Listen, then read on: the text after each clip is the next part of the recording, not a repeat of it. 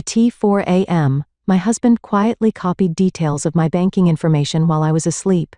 2 weeks later, I noticed $89,000 in charges for luxury vacations and electronics. When he walked in with bags of high-end purchases, smirking, "Don't I deserve nice things?"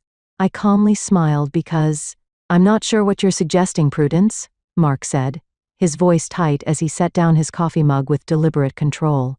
"I'm your husband, not some financial predator. All I'm asking is why you won't add me to your new investment account," I replied, keeping my tone even despite the familiar tension building between us. "We've always maintained transparency with our finances." He sighed dramatically. "It's just a small side portfolio I'm experimenting with. Not everything needs to be a joint venture." His tone shifted, softening into something almost patronizing. "You've never shown much interest in investment strategy before. Suddenly, you're concerned about asset allocation." I held his gaze across our kitchen island, the morning sunlight streaming through the windows of our Seattle home, illuminating the growing distance between us. "I'm concerned about the secretiveness, Mark.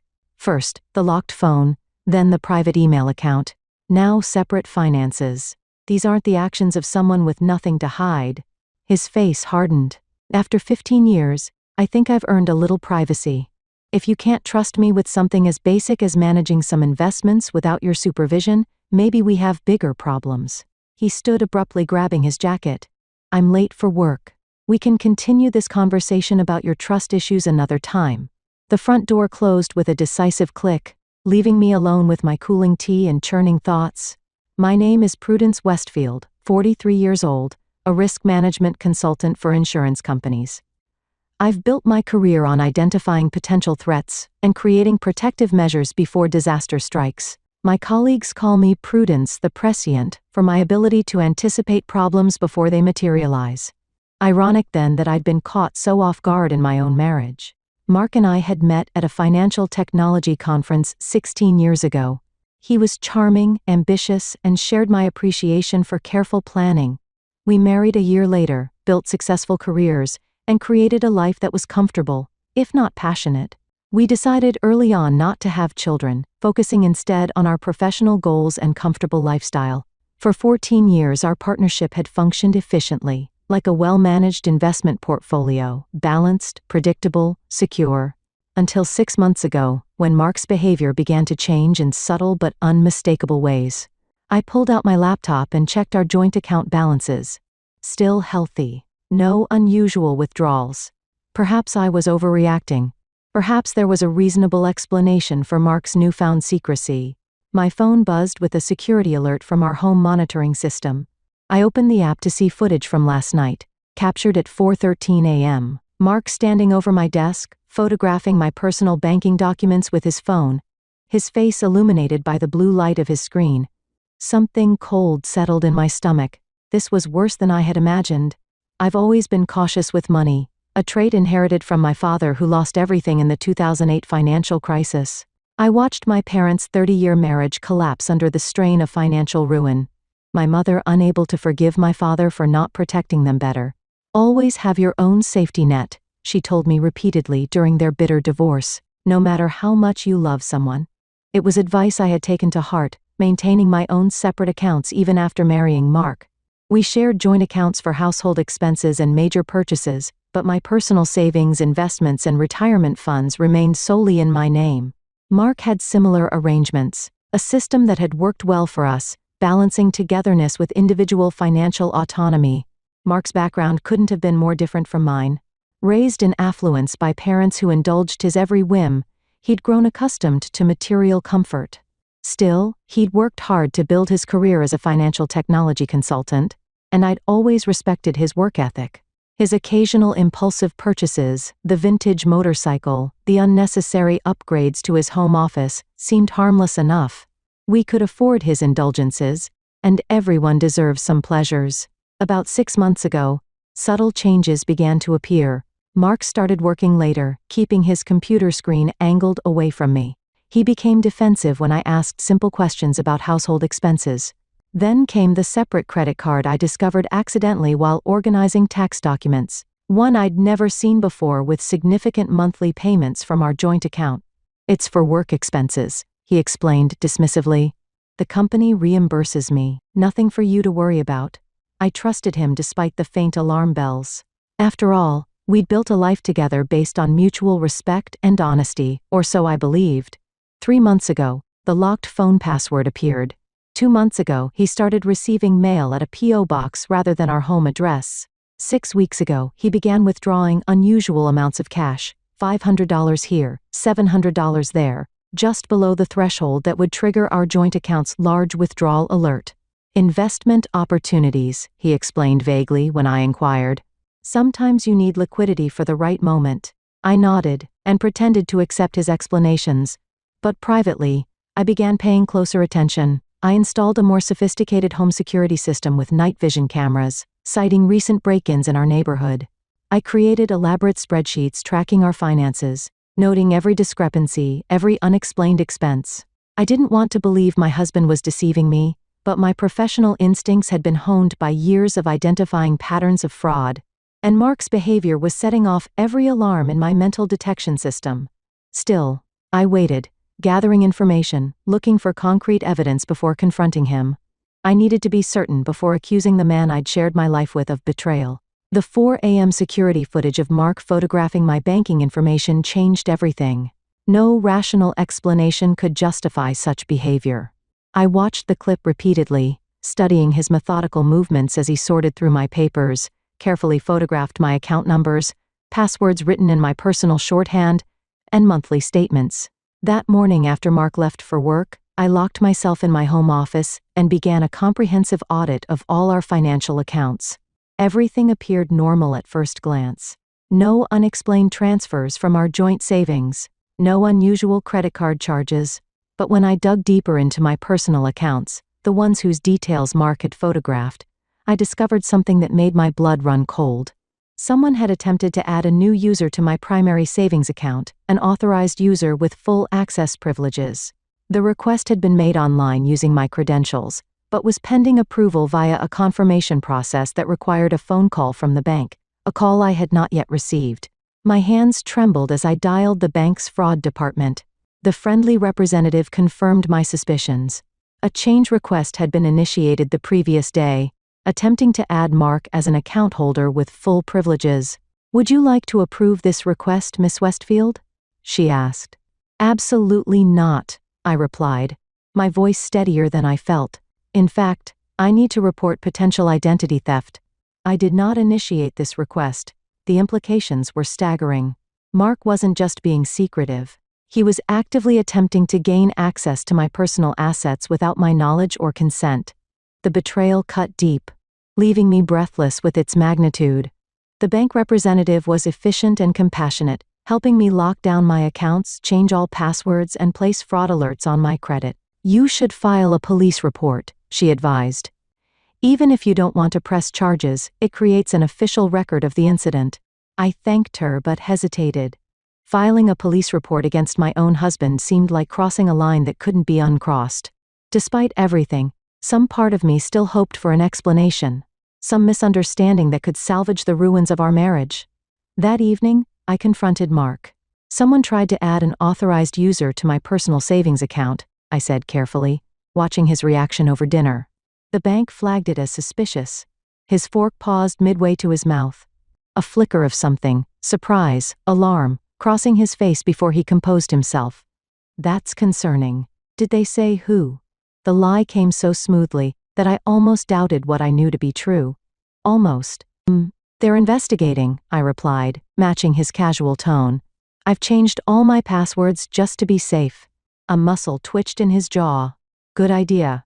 Can't be too careful these days." That night, I lay awake beside him, listening to his even breathing, wondering how well I truly knew the man I'd married. What else was he planning? How far would he go? And perhaps most troublingly, why now after 15 years of apparent contentment? I needed answers, and I needed protection. The next morning, I would take steps to secure my finances against whatever Mark was planning. This was no longer about saving my marriage. It was about saving myself. The next morning, I called in sick to work for the first time in 3 years. Once Mark left, briefcase in hand and a perfunctory kiss on my cheek, I sprang into action. My first call was to Diane Blackwood, a forensic accountant I'd worked with on several fraud cases through my consulting business. Financial deception between spouses is unfortunately common, Diane said after I explained the situation. But attempting to gain unauthorized access to accounts is crossing into potential criminal territory. We need to move quickly. With Diane's guidance, I spent the day implementing financial safeguards. I moved funds from my compromised accounts to new ones at different banks. I froze my credit, changed every password, and set up advanced two-factor authentication on all accounts. I gathered all important financial documents and secured them in a safe deposit box at a bank where Mark and I had no relationship. "What about your joint accounts?" Diane asked during our follow-up call. "I've left them untouched for now," I replied. "I don't want to alert him that I'm onto his plans." "Smart," she approved. "We can monitor those accounts for unusual activity. If he thinks he's about to gain access to your personal savings, he might get careless with the joint funds." I also reached out to Jonathan Lewis, an attorney specializing in financial fraud. His advice was blunt. Document everything. Start building a case now, even if you're not sure where this is heading, and consider setting up a decoy. "A decoy?" "A financial honeypot," he explained. "A dummy account that appears valuable but contains limited funds. If he attempts to access it, you'll have irrefutable evidence of intent." Following his advice, I established new accounts with modest balances, enough to appear valuable, but not catastrophic if compromised. I deliberately left information about these accounts where Mark might discover it, complete with passwords written in the same shorthand system he'd photographed. For 2 weeks, I maintained a facade of normalcy while monitoring our finances obsessively. Mark seemed to notice nothing amiss, though he was increasingly absent, citing late meetings and client dinners. I nodded and smiled, playing the role of unsuspecting wife while privately documenting his every suspicious move. Then came the first unauthorized transaction, a $3,200 charge for a weekend at a luxury resort in Napa Valley, charged to one of my decoy credit cards. The reservation was for the following month for 2 people. My name was not on the booking.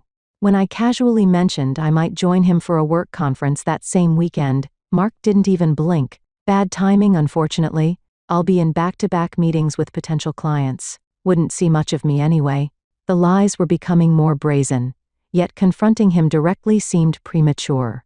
Diane and Jonathan both advised patience, building an airtight case before making any accusations. "He hasn't accessed the main decoy account yet," Diane noted during our weekly check-in.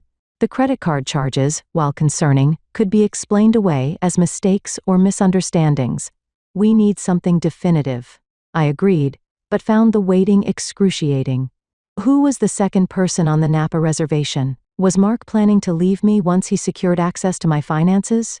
The uncertainty gnawed at me, making sleep elusive and concentration difficult. Then, 3 weeks after discovering Mark's late-night photography session, I received an alert I'd been both expecting and dreading. A login attempt on my primary decoy account, followed by a transfer request for $65,000 to an unfamiliar account number. The trap had been sprung.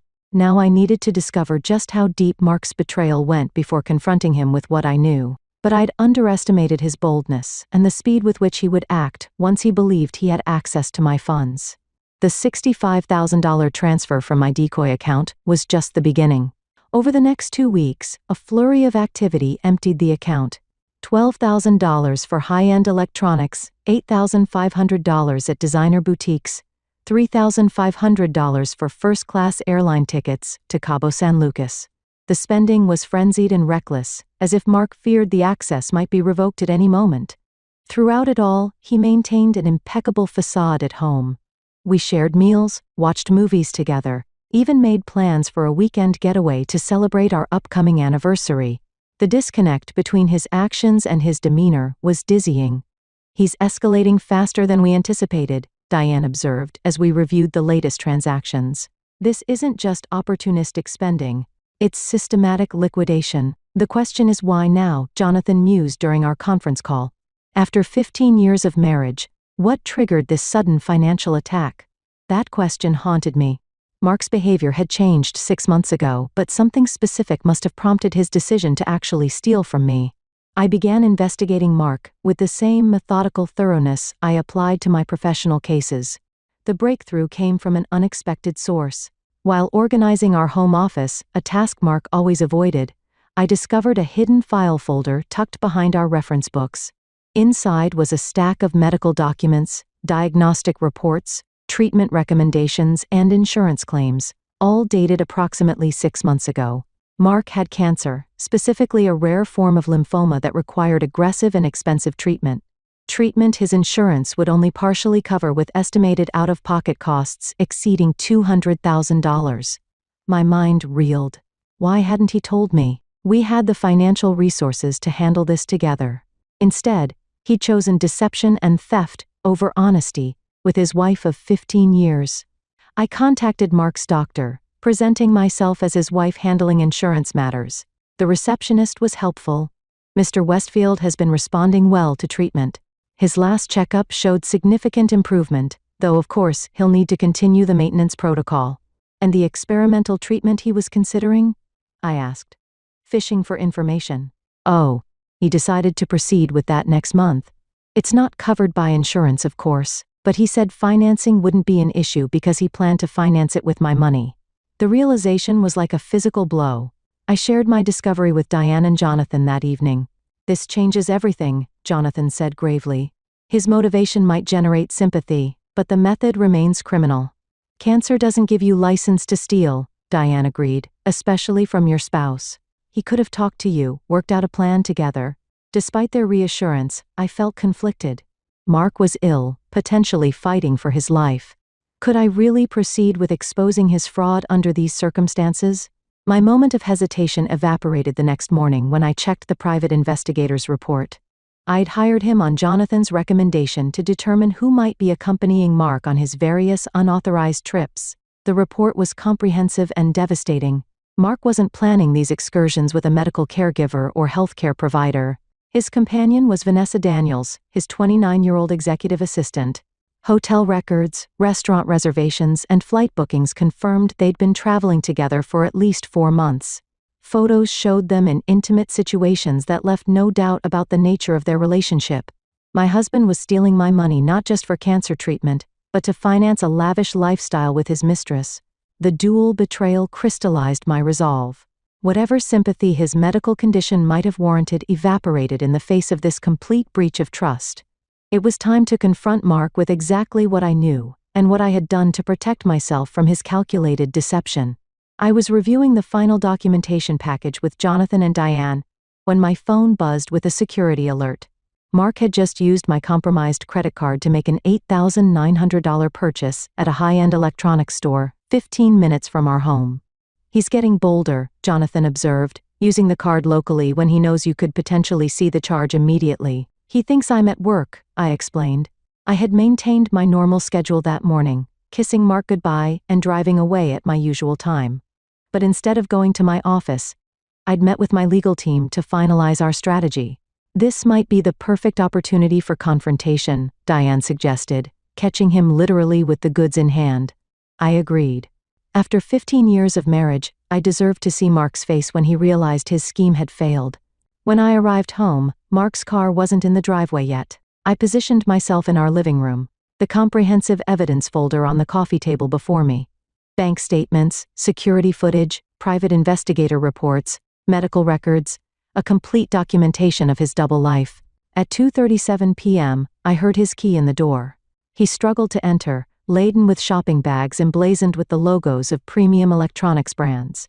He didn't notice me at first, busy arranging his purchases on the entryway table with obvious satisfaction. "Successful shopping trip?" I asked, my voice calm despite the thundering of my heart. Mark startled, nearly dropping the sleek box he was removing from a bag. "Prudence, you're home early. As are you." I nodded toward the packages. "Nice things." He recovered quickly, a practiced smile replacing his initial surprise. "Just some upgrades for my home office. The consulting business is taking off. Thought I deserved to invest in proper equipment." "With my money?" A flicker of uncertainty crossed his face, quickly masked. "What are you talking about?" "I used my own funds." "No, Mark. You used the credit card connected to my decoy account. The one I created after I caught you photographing my banking information at 4 a.m. 3 weeks ago." The color drained from his face, but he rallied with unexpected indignation. "You've been spying on me? Setting traps?" "Protecting myself," I corrected. "As it turns out, with good reason." "You don't understand," he began, his tone shifting to one of aggrieved justification. "I'm sick. The treatments I know about the lymphoma," I interrupted. "I also know about Vanessa." That stopped him cold. For a moment, genuine shock registered on his face. The realization that his carefully constructed deceptions had completely unraveled. Then, astonishingly, his expression morphed into something resembling relief. A small, almost amused smile played at his lips. "Well, I suppose that simplifies things." "Simplifies," I echoed, caught off guard by his reaction. "The divorce," he clarified, setting down the electronics box and regarding me with newfound directness. "Vanessa and I have been discussing next steps. This just accelerates the timeline." I stared at him, stunned by his audacity. "You plan to divorce me after stealing my money?" He shrugged, dropping all pretense. "Don't I deserve nice things, Prudence? After 15 years with your obsessive planning and risk management, do you have any idea how suffocating your caution has been?"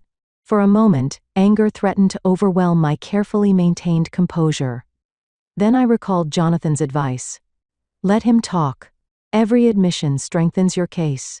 So I simply watched as Mark continued his self-justifying monologue, explaining how he'd earned access to my savings through years of tolerating my controlling personality, how his illness and new relationship had shown him what really matters in life. All the while, he remained oblivious to the fact that the accounts he'd emptied contained only a fraction of my assets, and that every word he spoke was being recorded by the security system I'd upgraded months ago. When he finally ran out of excuses, I smiled calmly and reached for the folder on the coffee table. "You're right about one thing, Mark. This does simplify matters." "What's this?" Mark asked as I handed him the folder, wariness replacing his self-righteousness. "A comprehensive accounting of your fraud," I replied evenly. "Bank statements showing unauthorized transfers from accounts you gained access to through identity theft, security footage of you stealing my financial information, documentation of purchases you've made with stolen funds, and just for good measure, evidence of your affair with Vanessa, including those lovely photos from your Napa weekend that you charged to my compromised credit card." His face contorted with disbelief as he flipped through the meticulously organized evidence. "You've been tracking me all this time?" "I've been protecting myself, Mark. It's what I do professionally, remember? Identify risks and mitigate them before disaster strikes."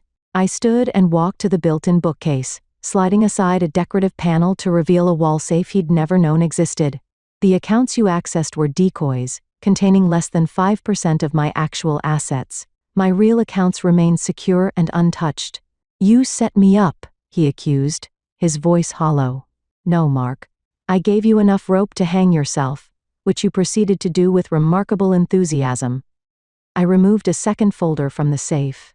"This contains the divorce papers my attorney has prepared, citing financial fraud and adultery. You'll note that I've been exceptionally generous given the circumstances. You keep your personal assets and retirement accounts. I keep mine. No alimony either direction." His eyes narrowed with sudden calculation. "And if I refuse these terms, then we move to Plan B." I gestured toward the original folder. "All of that evidence goes to the police, the district attorney, and your employer. Financial fraud involving this amount of money carries significant penalties, including potential prison time. Your medical condition might generate some sympathy, but the affair undercuts any claim that this was solely about healthcare costs." Mark's shoulders slumped as the full implications sank in. "You've thought of everything." "That's my job," I replied simply. "The job you've always resented me for being good at." 1 month later, I sat in Jonathan's office for our final meeting. The divorce had been processed with surprising efficiency, and Mark had vacated our home without further dramatics. "He didn't really have options," Jonathan observed, closing my file. "The evidence was irrefutable." "What did surprise me was the medical treatment plan he proposed to the court," Diane added. "The actual costs were significantly lower than what he claimed when justifying his theft." I nodded, having already reached the same conclusion. He exaggerated the expenses to rationalize taking more than he needed. The cancer is real, but he's been using it as an excuse to finance his new life with Vanessa. The revelation should have hurt, but instead, I felt only a detached sort of pity. Mark had constructed an elaborate justification for his betrayal. But at its core, his motivation was painfully mundane. A middle-aged man seeking excitement with a younger woman, willing to compromise his integrity and destroy his marriage in pursuit of that fantasy. "Have you decided what you'll do with the house?" Jonathan asked. "I'm selling it. Too many memories, and frankly, I'm ready for a fresh start." I smiled, feeling lighter than I had in months. "I've accepted a position with a firm in Portland. A significant promotion, actually. What I didn't mention was that the firm had been pursuing me for years, offers I'd always declined because Mark was established in Seattle. Another sacrifice I'd made for a marriage that had been slowly unraveling without my awareness." As I left Jonathan's office for the last time, my phone buzzed with a news alert. The tech company where Mark worked had announced significant layoffs amid an internal financial scandal. Mark's name appeared prominently in the article, as one of the executives under investigation. I felt a moment of vindication, quickly followed by something more profound: indifference. Mark's future problems were no longer my concern. I had protected myself when it mattered most, and now I was free to build a new life. One founded on the self-reliance I'd always valued but had partially compromised in marriage. My mother had been right all along. Always have your own safety net. It was advice I would never again forget.